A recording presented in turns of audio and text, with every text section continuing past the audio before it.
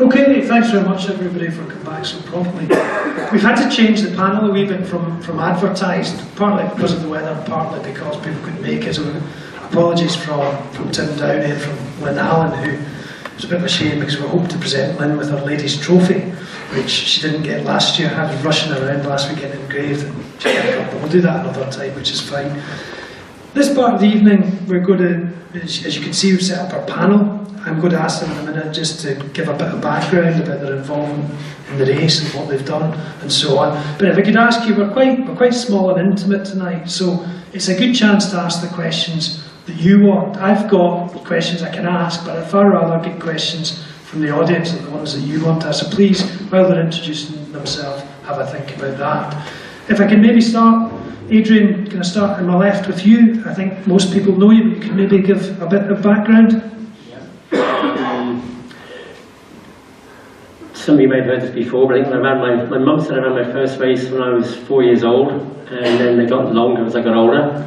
I did my first West Highland Way late in date, actually, in 1991, and to date I've done 15 of them. The best time in 1950. Thank you very much. Sean? What, 1950? That's not for a long time ago, Adrian. Right, I'm Sean Stone. My background of the race was I was kind of roped into this, and I think it was 2002 by Ian's predecessor, Dario, who roped me in to help with the safety side of the event. I'm an emergency medical technician, to use my official title, my qualification that I use to look after events. I've been medicing typically 10 or a dozen ultras a year for, well, quite a long time. So that's me. Carrie? Carrie, there you go. Hi, I'm Carrie Craig. Started running probably 2004 roughly. I came back from Australia, drank too much beer and thought better do something about this. So started doing a bit of road running, sort of marathons, that kind of stuff. And then somehow found out about trail running, watched the adventure show which had this West Ham Way race. I think it was the year when it was sort of Scott Bradley and Sharon Law, and thought this is crazy but quite inspiring. It took me a couple of years to get to the West Ham Way race. I entered a few times and got too excited in training, got injured and didn't start, and eventually ran the race for the first time in 2012. Since then I've ran the race 3 times, most recently last year, and last year I was second lady, so not the trophy, but managed to run the race in 1913, so yeah, it's been a journey. Thank you very much. John? I'm John Munro. I'm, I guess, the token fat man plodder in the panel. I'm your born again middle-aged man, sat on the couch for 20 years, having been a decent athlete in my youth, and then took up running about 10 years ago now. Did the usual progression through all the races, thought I'd never ever do an ultra, then did Highland Fling, and then did the West Highland Way because I didn't die at the Highland Fling. And so I've done West Highland Way twice now, 27 and a half hours first time, 25 and a half hours the second time. I've yet to do a good one, and I've also supported, I think, 3 times now, and I've done quite a bit of marshalling at West Highland Way and seen runners in all sorts of states of disrepair. So yeah, that's me. John, while we've got the microphone, I'll kick it off with a question which you can all give some thought to. If you to give the people here one tip that you've learned over the time, and only one tip about the West Highland Way and the training, the planning for it, what would that be? For me, absolutely pacing. You need to develop the confidence to go off much more slowly than you think you need to. Unless you're a racing snake or you're competitive at the front, you really need to pace yourself. I looked, last time I ran the race, I looked at people who were finishing the race round about the time that I was hoping to do it in. So I went back into all the splits, and I picked on Bob Allison. Now, if you don't know Bob, go and look up Bob's race splits. Bob's a fantastic guy. Bob turns up year after year, comes in just under 24 hours nowadays. And if you look at his splits, Bob doesn't get to Balmaha until about 4 hours 40, something like that. And he really takes his time. He just makes the first few cut-offs. But what you see, if you look at the splits, he gets better and better and better up the field and finishes strongly. So that would be my tip. Pacing, start slowly, and you can never go too slow at the start.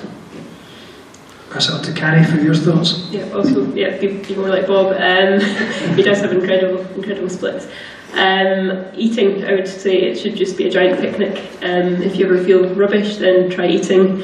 It usually helps, even towards the end of the race as well. You might think, I'm nearly there, I'm just a little Dabra, it's got, not far to go, can't be bothered. Just a little bit of sugar probably stop you from face planting on the way down the hill.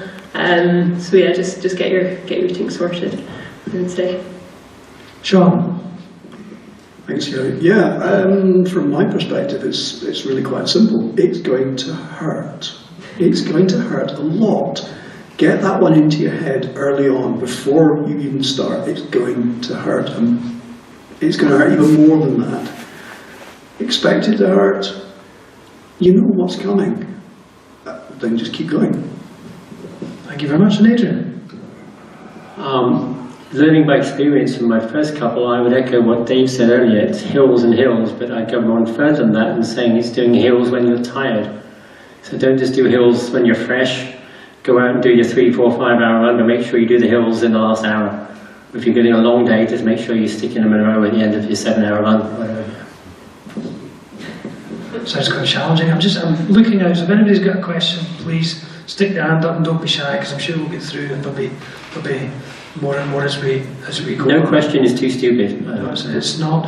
In the meantime, I'll maybe ask the panel, and we can go in the opposite way, but Adrian, what's the kind of oddest experience you've had in the race? You've done many, you must have seen quite a few things over the years. Where do I start?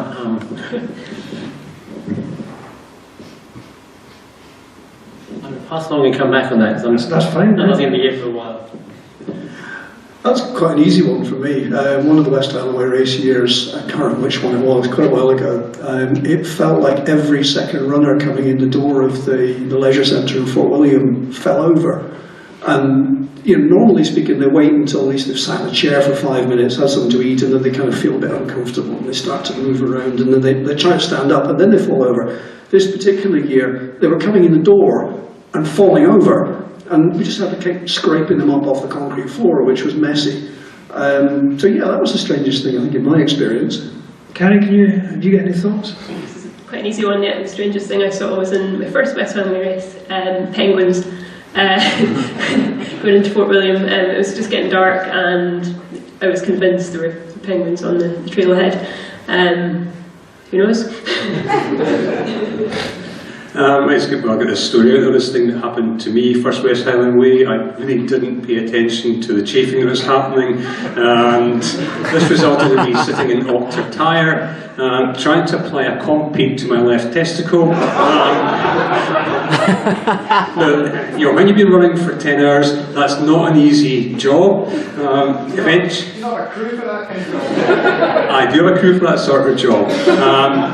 I fortunately got the second compete to stick, but by the time we got to Tyndrum, it was in need of some repair. So there is indeed a fairly well publicised picture of me standing outside Brodie's in Tyndrum, having pinched some Vaseline from George, my support runner, who didn't want his tin back afterwards for some reason, and my dear wife Helen, with her hand up my shorts, applying Vaseline to my nether regions.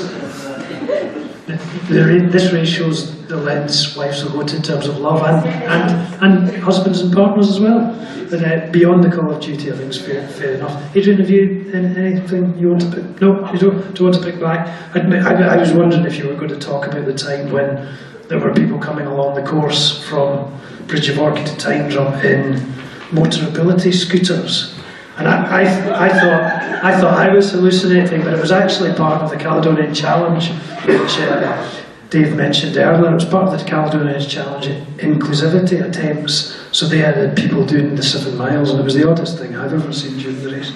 But turning back to some of the discussion we had around the route and how easy it is, and it's probably one, Adrian, for you, because you've seen it change over the years and have been on it recently. It's maybe worth picking up on the points. How much change has there been? Quite a bit. It's different. It's still a challenge, but much more of it was, as Dave said, it was just native ground earlier. I mean, some of the bits now are just a racetrack. I mean, look at the back of Conic Hill is now a racetrack, basically. It used to be just a bog up there, yeah. Glenfalloch, once you got past being glass, it was basically a bog all the way up to Derry Darrock Farm, and beyond Derry Darrock Farm, you didn't have that lovely Land track where you can just get motion again now. Also, I remember the first year I did it, you have that lovely sensation when you come out of the forest, when you've gone through Llandafra and you hit the fire road. Most people know that, it's done it before, and you hit the fire road and you think, wonderful, got 4 miles an hour, right down to Fort William, lights in the distance, here we go. In those days you didn't have that. You actually sort of clambered down boulders and sort of tree trunks into Glen Nevis, literally, the first couple of years I did it. Did you have that experience there? Was it like I was the wrong way?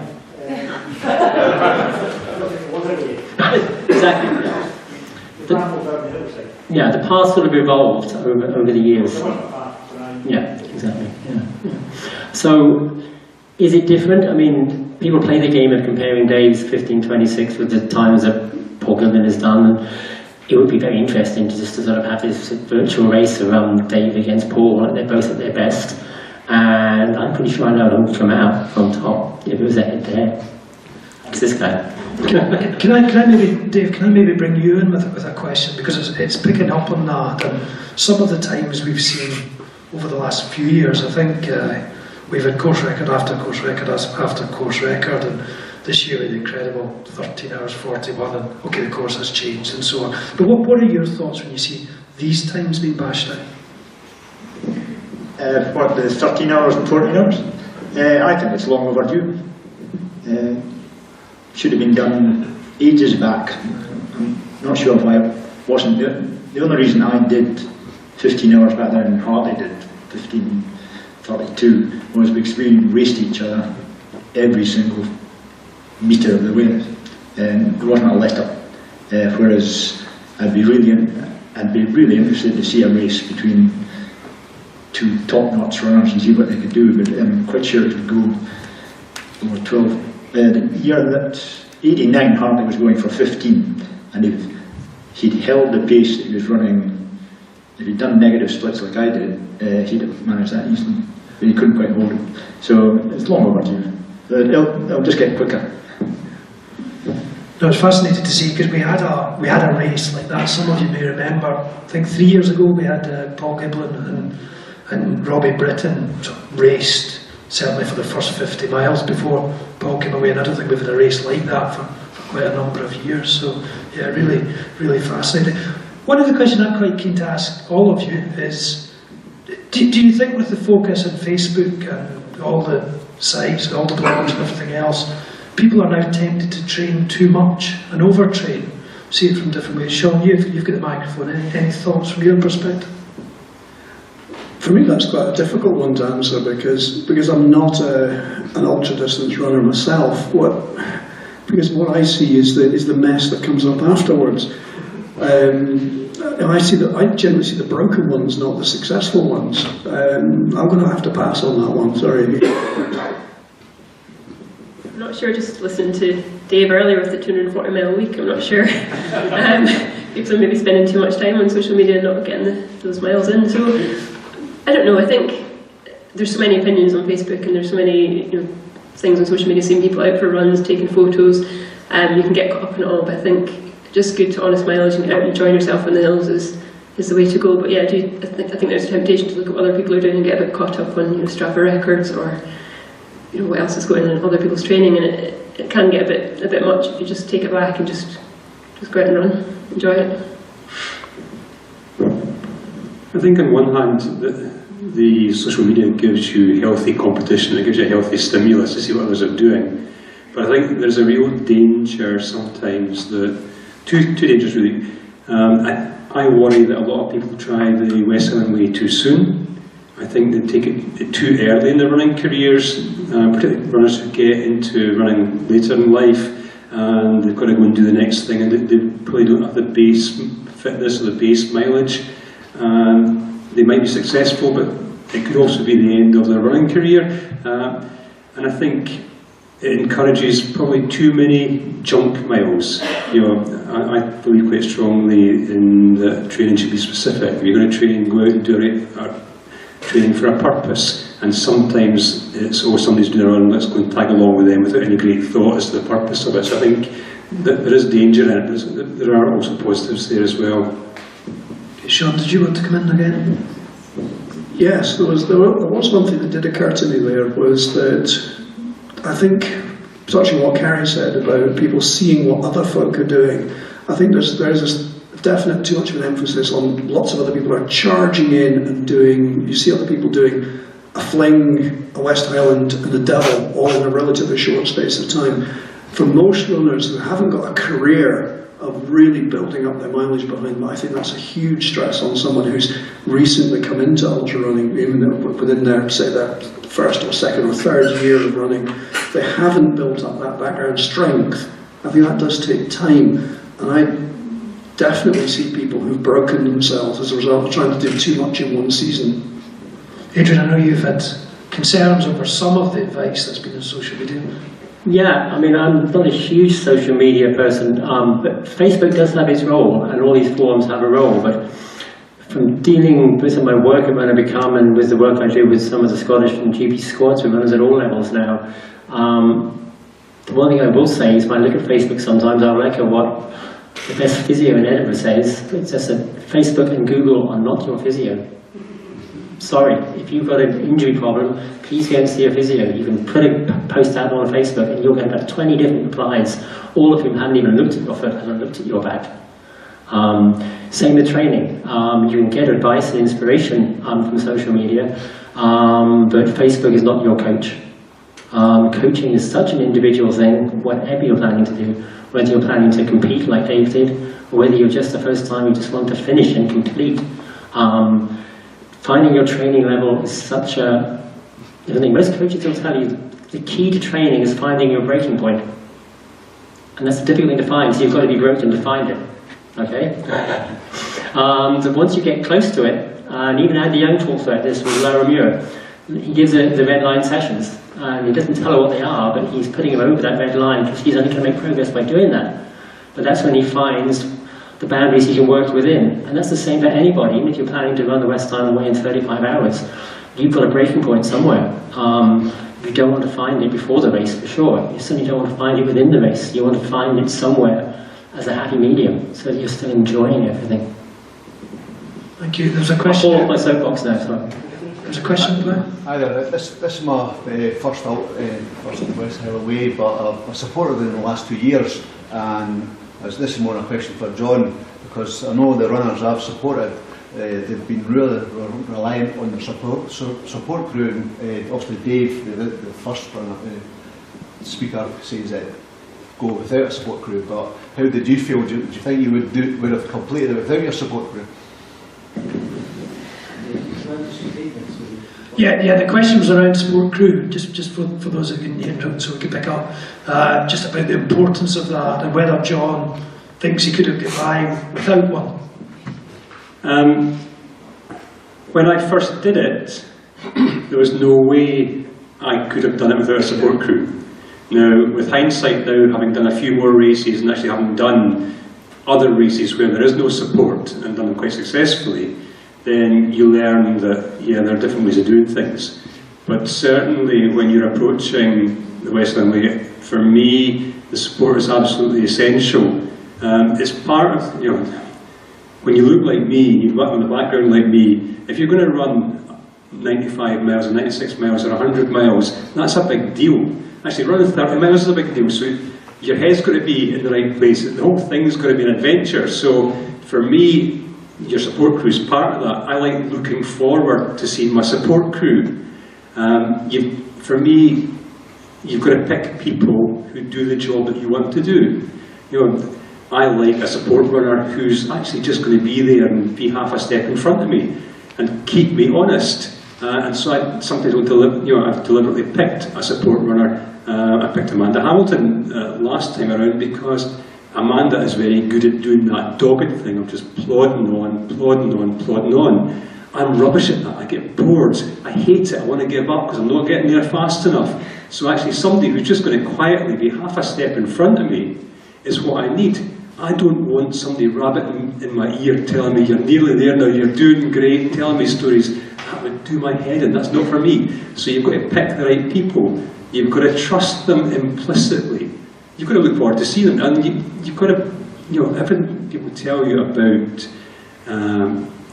accepting the fact that they know you're talking rubbish, accepting the fact that you trust them enough that when they kick you out of the checkpoint because you've just started being sick, and you don't want to be sick anymore, so they kick you out and tell you to get on with it, but you don't want to stand there and be sick.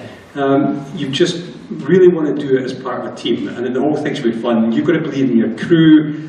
Other important thing is if you have got a crew, the last thing you want to do as a runner is worrying about them. So you need somebody, and you need a mix. You need Mr. Reliable, whoever that is. That's the person that's going to drive from place to place, get them where you need them to get them.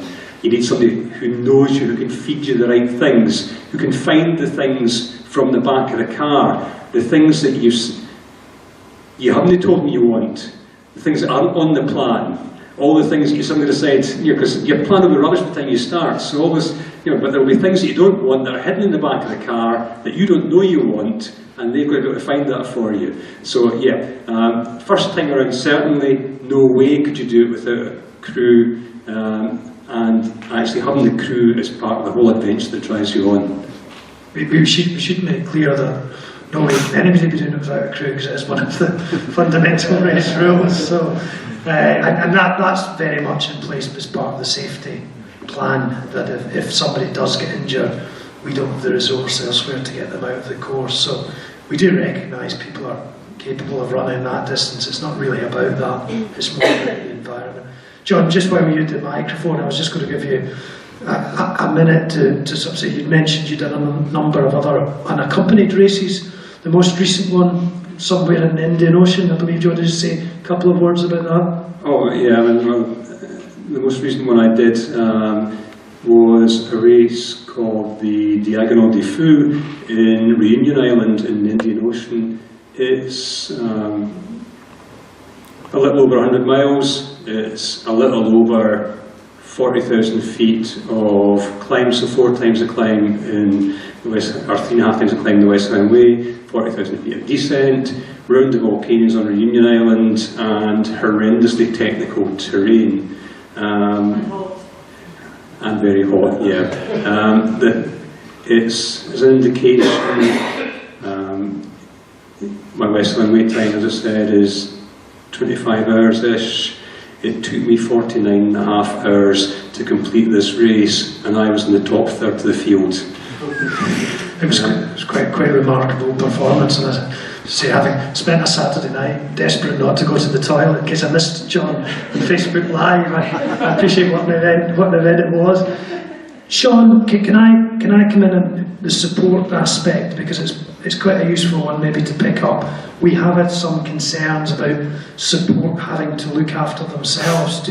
Can you pick up on that, issues like keeping fed and driving and so on? Yes, I mean, part of the whole process for the support crew is looking after themselves as well as looking after their runner. It's really a big task that they're taking on, because the support crew are going to be on the move probably from Friday morning, getting themselves organised and getting all their kit together and getting their runner to Mulgai in a reasonably relaxed state, because that's very, very important that the runner isn't stressed during the course of Friday, that they're rested, that they know everything's going to be in place. That's the support crew's job, is to get stressed about that on Friday. So they're not going to be rested at registration, and they're now going to spend the whole of the first night charging from checkpoint to checkpoint early on, because they have to hit these deadlines of being at the checkpoint at the right place at the right time. There's not much rest in the programme. There's a little rest in the programme, say around about, after Balmaha, you've got to get round Loch Lomond, and you've got, if you're lucky, a couple of hours where you can get a break. You might even get a nap if you're lucky before you get up to Benglass Farm. Not much rest though. And then you're moving on and moving on. it's a constant battle to stay conscious and sensible and not park your car upside down in a ditch, which has happened over the years from time to time. People have literally, support crew have fallen asleep at the wheel of the car. Luckily, we've never had a head-on collision. They've always gone the other way into the ditch. But that causes logistical nightmares to the race team trying to get these problems that this generates sorted out. Yeah, so it's important that the support crews do think about issues like sleeping and, if possible, changing drivers and so on. Carrie, your support crew, it's hardly a day out for them, you run so quickly. How's your experience been of how you've used them? Yeah, I think the support crew, that you can do so many races unsupported, but the whole beauty of the West Ham Way, and one of the nicest things is having a support crew that you can look forward to meeting. They can feed you, you can be a diva. And it's just when you do get to Fort William as a team together, you've all done this challenge you might have run, people have run with you, you've shared this experience, and it's such a nice feeling, not just being the one person that's got there, you've got this team around you.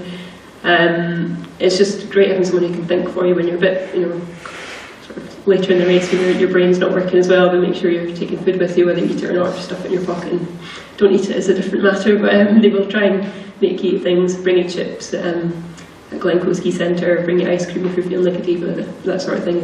It's really nice. Adrian, I believe you had a support person one time who hadn't driven for 30 years since he was at university before. Yeah, that was what I was talking about earlier, but then I declined against it because it was rather expensive to take for my car that year. Yeah, he ended up putting my car into a hedge, basically. Yeah. Backtracking what I said just now, in defence of Facebook, a lot of the posts I've seen on Facebook about support crews have been incredibly positive and incredibly helpful. So Facebook does have its role in that sort of situation. Support crews and runners can learn a lot from other people's past experiences and past mistakes. And in terms of picking your support crew, it comes down to whether you want to compete or complete. The years I was running well and every second counted, I handpicked people who had been used to running 100 miles so they could empathise totally with what 100 miles was and how I felt. And they told you Alan Young from Brecon, the boy from the big city, Brecon. He could see me come into a checkpoint and look at me and saying, "You need that," just like that. And that is just absolutely invaluable. I didn't have to say a word. He just produced things on a plate and I knew exactly what I wanted. Having that experience, though, is tricky. That has to be earned. And I appreciate a lot of people do it for the first time. So I would say pick your support wisely. It doesn't have to be someone you know well, as long as it's someone who understands the challenge you're undertaking. They might be a long-distance walker. If they're a guy like Dave, he does run, but if they bag 200 Munros, that's the sort of guy you want with you, the guy who knows what it is to be tired. Who knows that, yes, I'm tired, I've got 2 more Munros to do today, I'm going to do them, and that's it. It's the whole mental attitude of that guy by your side is not going to let you stop. Anne-Marie is perfect at that too. Dave didn't say, but the best support thing Dave had to support was Anne-Marie. I think from experience I've seen is probably the biggest mistake I've seen for support crews is where they make it about them rather than the runner.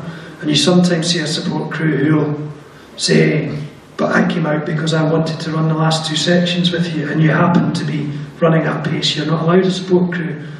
And they effectively go in the half and tell you to slow down. It's not really what they should be doing. So it has to be completely focused on, plans have to change depending on how you are. John, you wanted to come? No, I just want a question.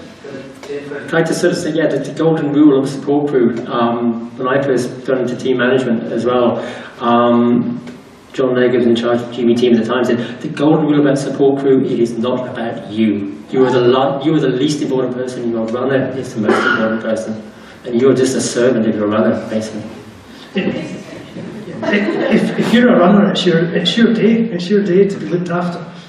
Anyway, John, next question. Yeah, just to change the track, I'm just always really interested in what people think about when they're running these races.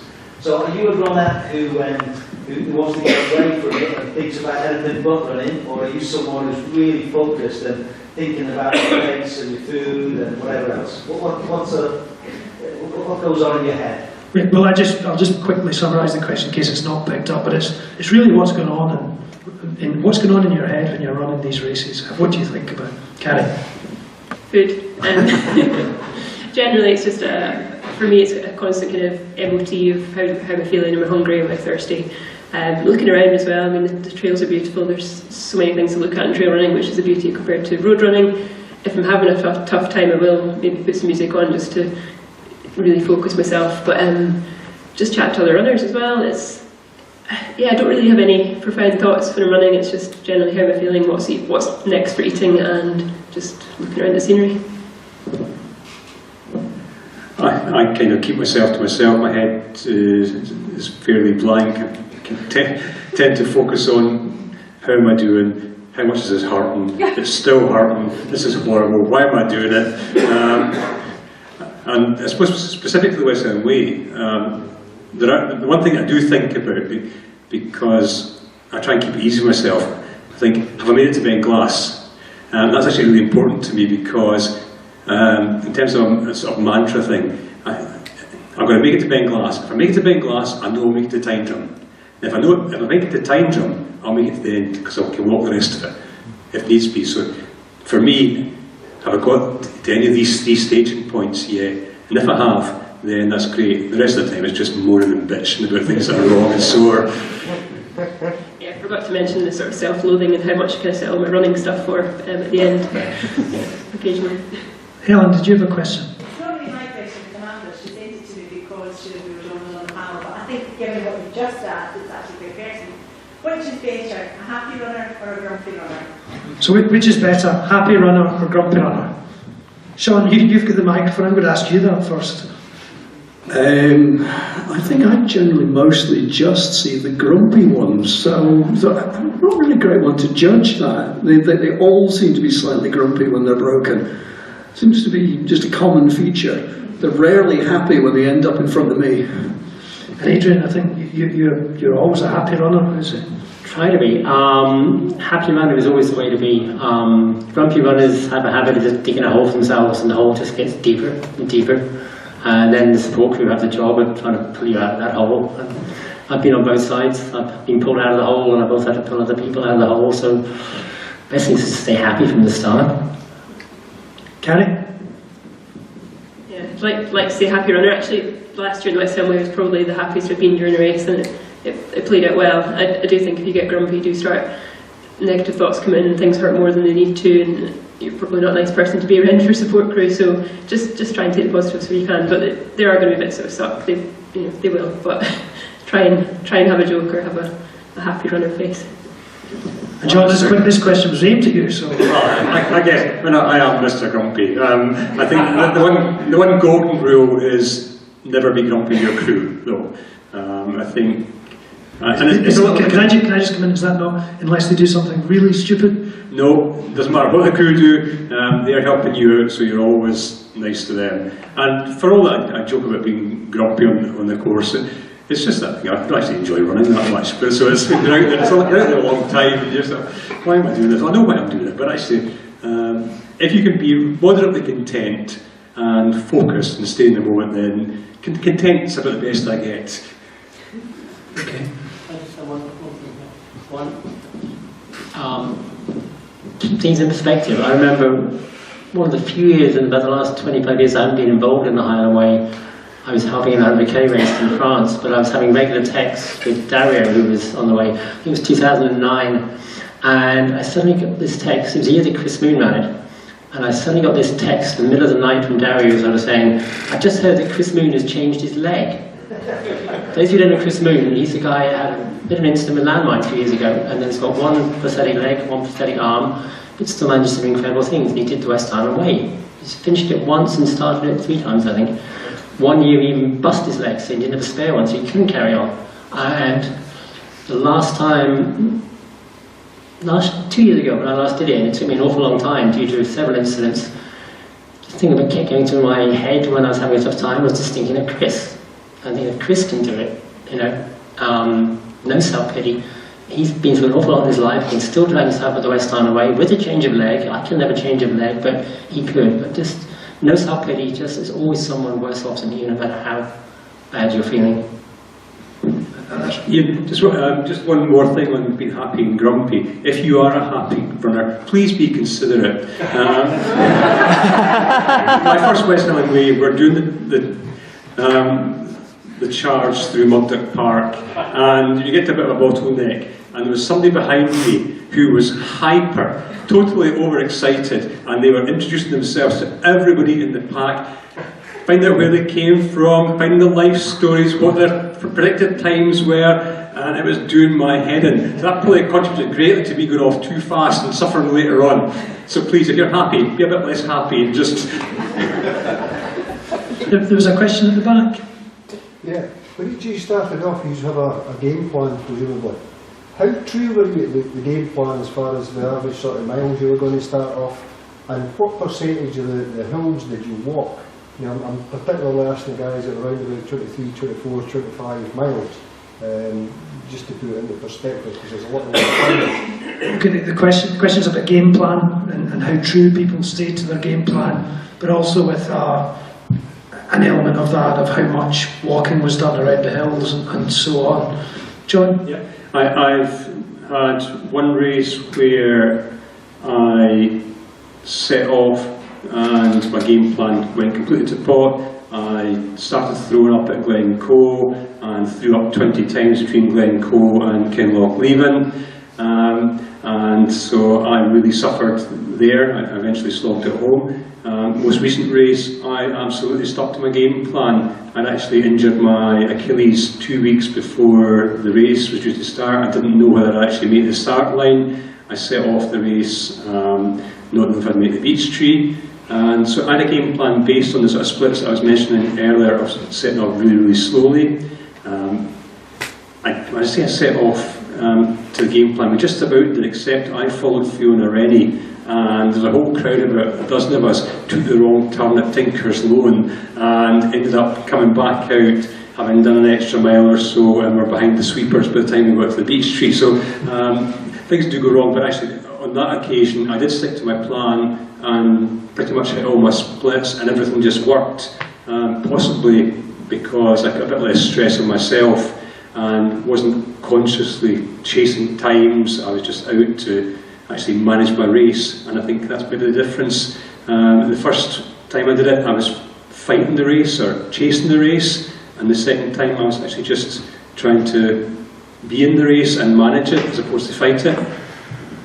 Carrie? I think that's quite a good point, actually. I've had a really bad race during the Highland Fling where I had set out splits and I'd looked at previous times. I was really keen to go for a specific time, and as soon as I was behind the splits, you know, a few minutes behind each checkpoint, and that just stressed me out so much that then I ended up having a terrible race. I was, like you say, I was fighting it the whole way, and it just really didn't enjoy myself. So I decided for the West Ham Way not to really do that again. I did have a rough plan of where I wanted to be for my sport career, so I didn't know where to get to. But you've really got to be flexible. It's, you know, so long as you get there for a whole day, a lot of things change. It's good to have targets, and it's good to keep, you know, try and keep on top of, you know, your plan, but just be flexible and make sure your crew know to be flexible as well. I think that'd be my. And can I just pick up on the point about hills and how much you hills, walk yeah. them, how much you run these? I probably walk most, if not all, the hills. Even that little one when you come out of Mugdock, there's like a little hill. Walk that one. Everyone's running up. Usually walk that one. You can use hills to walk, as long as you're walking with purpose. Don't just dawdle up. I do a lot of hill walking anyway, so I guess that's kind of my nature. And you can use hills to sort of get some food on and stuff as well. If you're having a walk, then, you know, if you're coming out of a checkpoint, rather than spending some time at a checkpoint, why not take a snack and walk up the next hill and take some food on? You're a few minutes up the road, you're a few minutes closer to Fort William that way. So, but I certainly wouldn't be running many hills in the start of the race, and certainly not anywhere near Connick or anything like that. John, can I maybe bring you in here, because I know you've got an approach of not having one game plan but potentially three, an A, B and a C plan. Do you want to say a bit about that, your approach? I think I'm someone who, I love my spreadsheets and I love to have plans, and there's been some races where I've pretty well kept to it, but there was one year where I wasn't quite sure whether I was aiming for 20 hours again, and that was my goal, but I wasn't sure if I could do it. So what I did was I had a set of splits which took me to up to tier, And if I got there by under 10 hours, I was going to push on and try and beat 20. And if I was over 10 hours, I was then going to switch to a 21-hour plan. So I've done things like that where I've sort of had different goals. And I like to have goals for races, so I have a bronze, silver and gold. And personally, I know some people hate that, but I think one of the things I love about ultra running is that it does suit your personality.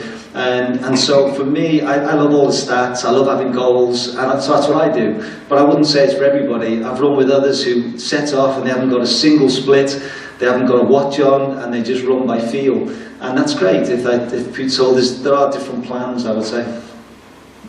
Thank you very much. And I think it's one of the things I've always thought about Callum Hawkins, who's obviously one of our top marathon runners, fourth in the World Championship. Callum runs most of his races without a watch, runs to feel, and that suits him, so it's really what everybody else. Adrian, do you get anything that you want to come in? In terms of should you run the hills, should you walk the hills, you go into the race knowing how fit you are from all the training you've done, so you should have a good idea of how fit you are. If I was just in all the harder ways I've done, some I've competed, yeah, I've raced it, and others it's been just a grand day in the hills. When I'm just sort of wanting to complete, then yeah, I walk all the hills and just have fun. When I was fit and sort of training properly, should we say, and not quite as hard as Dave, but you have the idea when you're fit. I can remember when I did my fastest time, I was a bit like John. I had a schedule which I gave to my crew. I didn't carry a watch, and I had this little plan with my backup crews that when I got to each checkpoint, there'd just be a little smile if I was on target. And there's a smile all the way, and there's Alan Young having me again that year, bless him. And Dr. King not leaving, and if you know Alan, he's got this very wry sense of humour, and he didn't smile, he just sort of said, well, Adrian, you can't be hanging around too much here, which is a signal that, in order my goal, I just had to sort of get my arse in gear, basically, get up the hill without King not leaving, which I did, and then achieve my goal. But you can do both, I've done both. I've had a rigid schedule, I've looked at my watch every time, and but I got more joy out of just running like Callum Hawkins without a watch. Yeah.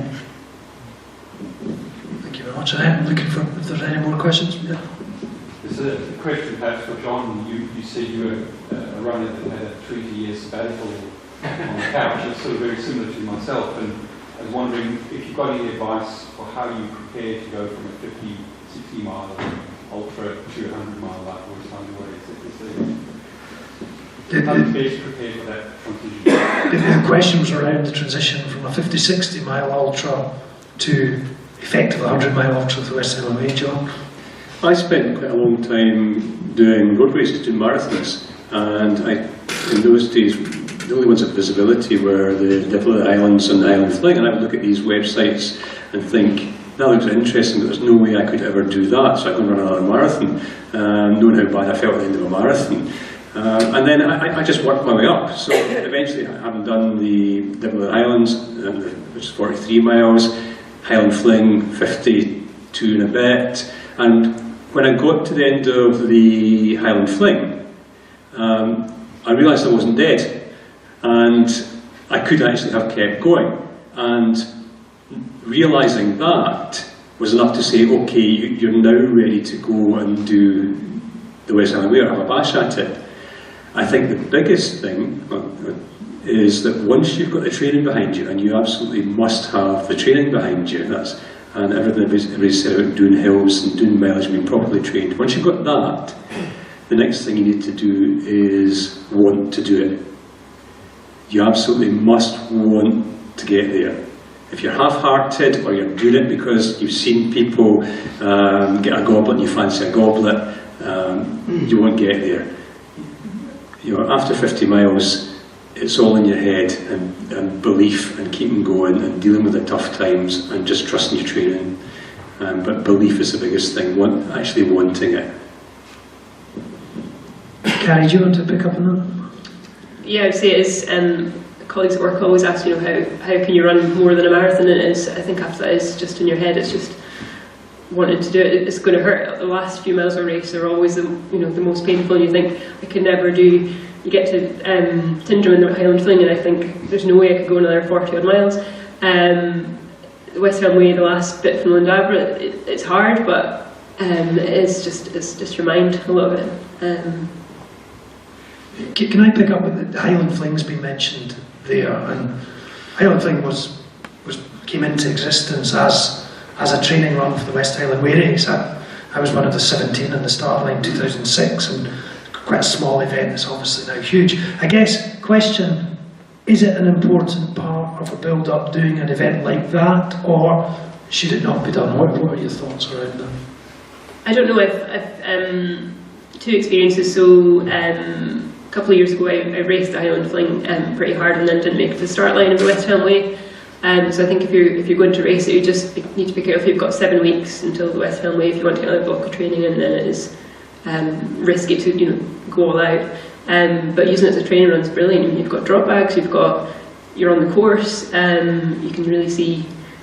I guess it is intimidating because you will get to the end and think, oh my gosh, I can't do another 40 odd miles, but you can, because you go at a different pace, and it's all again in your head. If you know you've got to go another 40 miles, you will do it. So I think it can be used both ways, but just be careful for racing it. I know people can race 3 in a year and do amazingly well, but I think it's just, you need some time to recover and build up again for the actual race.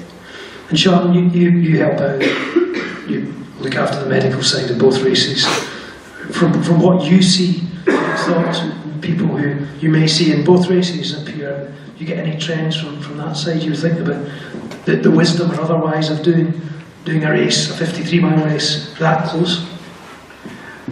I think I would only echo what Carrie just said, which is racing it, you're really pushing your luck.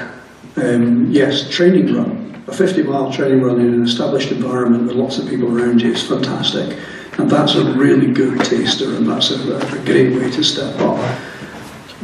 For me, I do a lot of cycling, and I do quite a long distance cycling, and I'm quite happy to make the similar step up. To me, it's about belief as well. Very much what Carrie was saying. If you believe you can go further, you will go further. Once you get to 100 miles on a mountain bike in the mountains, you know you can do another 100. When you get to 200, you can go further. It's there. You just got to believe that you can do it.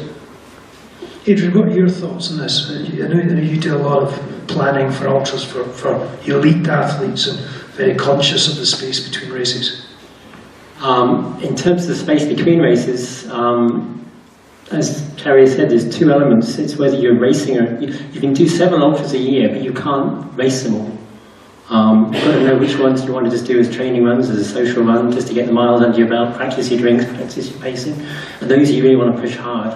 And it's possible to race the fling, but history shows that if you do the fling hard, there's usually a payoff for doing the Highland Way.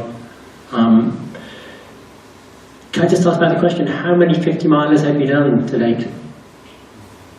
None? 5, okay, yeah, so you've got a pretty good background. I have no doubt at all you could do a 100-miler, no problem at all. History shows, even just probably people in this room and people you know, even people I deal with, people like Marco and Fiona Ross and Debbie, they've all done things like 100 Ks, West Highland Ways, and they go out and do 140 miles, 160 miles in a 24-hour, for God's sake. That's adding on about 30-40% on top of normal, what is normal for you at the moment. So normal is just something in your head, basically. People run across America, people who do the 3,100-mile race in New York, it's just, you just have to be on that start line and just know. I remember seeing Dave on the start line, I've seen Don Ritchie on the start. I have a classic memory of seeing Paul Giblin when he ran his first record. I was helping out, I wasn't running that year, and I remember going into the tunnel at about 5 to 12. Paul was there by himself in the tunnel, waiting to go. Everyone else in the car park, bantering away, how you doing? Yes, I'm good, got to do this, got to do that. Paul was there, focused on the start line, looking ahead, Fort William in his brain. That's what you've got to get in your brain, okay? And keep it there all day. Probably time for another question or two, if anybody's got anything they want to pick up on. Yeah, quick one. In all of your kind of unique experiences, what are the reasons that people drop out during the race that can be limited or mitigated during the next 5 months? The question is about the reasons people drop out during the race, which can be mitigated during the next 5 months. Carol Martin isn't here tonight, but Carol and I have a very funny relationship because the first time she ran the West Highland Way, I managed to come across her twice in that race. And she tells the story of, she passed me on Loch Lomond side and said, "Oh, you're Adrian, you've done it a few times. What's your best advice if something goes wrong today?" And I said, "Well, there's only two things that can really go wrong. You can have a big sort of, it can be just a physical crash, which nutrition can sort out. You can sort it out in a few minutes, I think. Or it can be something totally physical, and you bust your ankle and you've got to think about stopping. But most things can be dealt with." And apparently, I then met her going out of Kinloch-Leven. And she asked me the very same question, thinking I was somebody different. And I told her exactly the same thing. So it's two basic things your race can go wrong. And usually it's nutrition, you can sort it. If it's a physical ailment, you've got to just observe it and say, okay, yeah, it's just a little problem with my knee, I can get that strapped up, but I've had that before, that can happen. Or you've got a real terminal problem and you've got to go and see the medics, and they will give their advice on whether it's wise to take a knee or not. Taking that back to how you can help it over the next 3 or 4 months, I won't say you should go on a 50-mile run and don't take anything with you so you can get into a totally depleted state and understand what it is you've got to do to get out of it. Some people do that, I wouldn't advise it, but just think about your nutrition and do have one run at least where you're going to get yourself into a vaguely bad way. Because as Sean has said, everyone has said, there will be one point in the West Island race where you will think about dropping out. Give yourself 3 chances to drop out, because the third one always gets harder as you go along. But it's getting back to the whole mental attitude. You just got to try and cover all your bases. And getting back to the difference between a 50-miler and a 100-miler, getting to the start line, getting to the finish line. Coming here is great, but talk to people who've done it before. It's often saying in Japan, talk to people who've run the race. Every race starts with a single step, and you just talk to people who've done the 1,000-mile race, the 1,000-mile whatever, and you just pick up on their whole vibe that this thing is possible.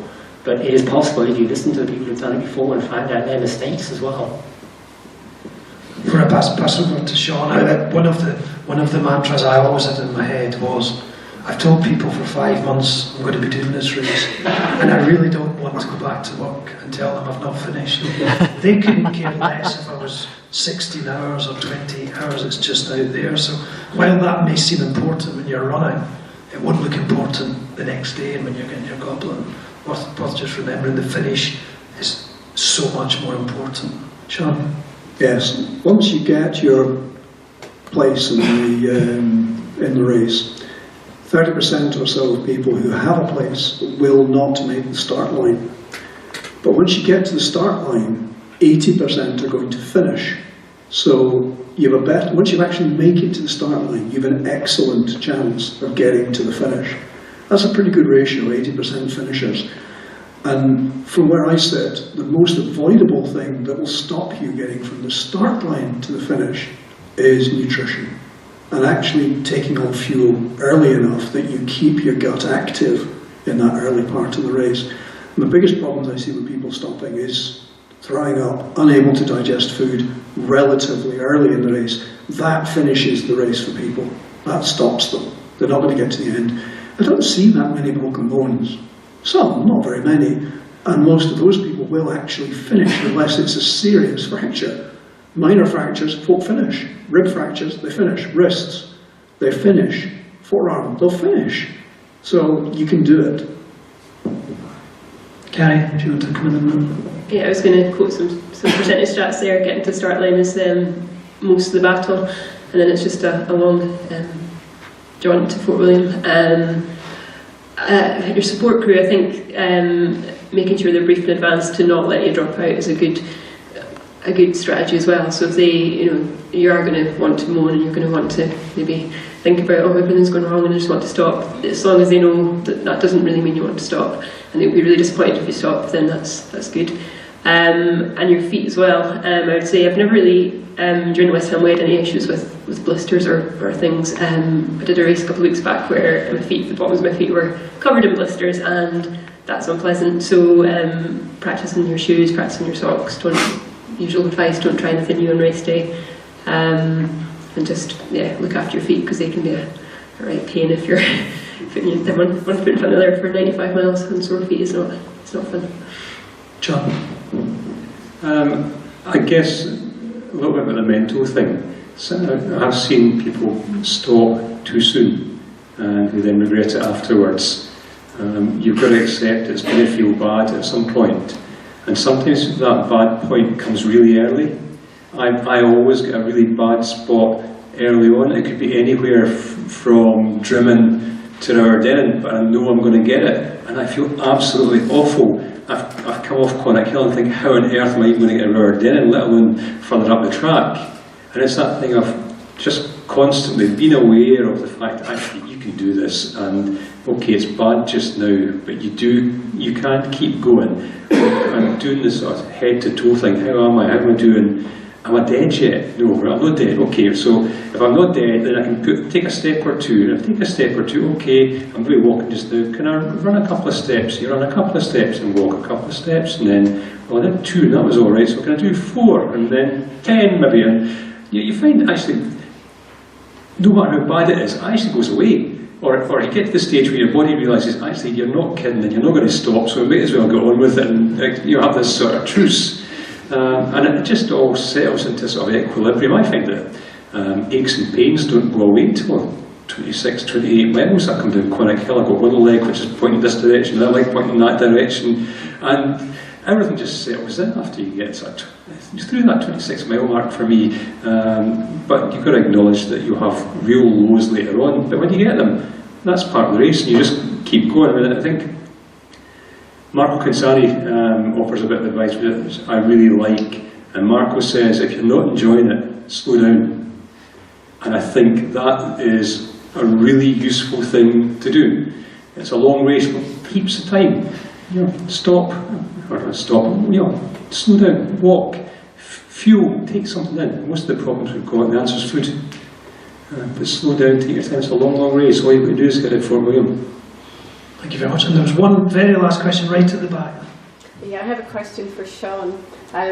Sean said if you're feeling horrible or whatever, come see me. And I'm wondering if Sean is super fast and everywhere all at the one time, or what happens if you're out in the middle of nowhere, and what do you do if you have a crisis?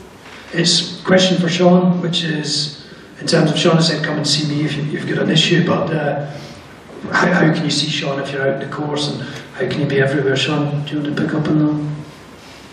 You're right, I can't be everywhere, but I do cover quite a lot of the course. You'll have my contact details, because everybody does as part of the entry material that you get. So I can be contacted by phone. There's only one of me, but there are always at least 3 doctors working with me, and at least another 5 or 6 outdoor first aiders.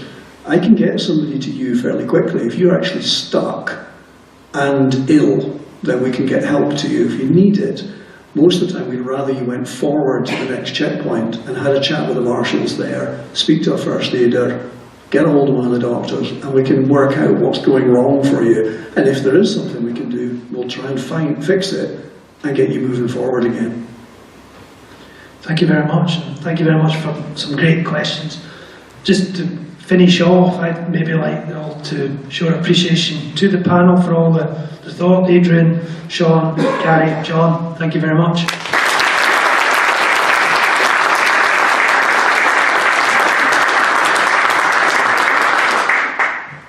Okay, it just remains for me to wrap everything up. I guess a couple of things I want to say. Firstly, thanks to Run and Become for putting this on. Adrian puts a lot of effort into this, supports the whole race, so thank you to Run and Become.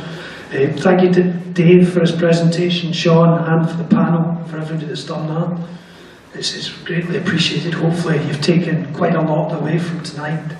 Process from here, really for those running, I think it's getting the training in, and we've heard what needs to be done. Everyone will do it in different ways.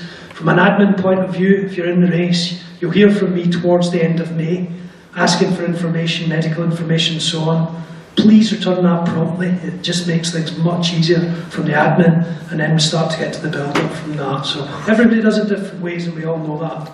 But hopefully you'll all get to Fort William either supporting or running, and you'll realise what a great experience that is, those who haven't done it before. So thank you very much for all coming along, and look forward to seeing you towards the race and going forward. Thank you very much.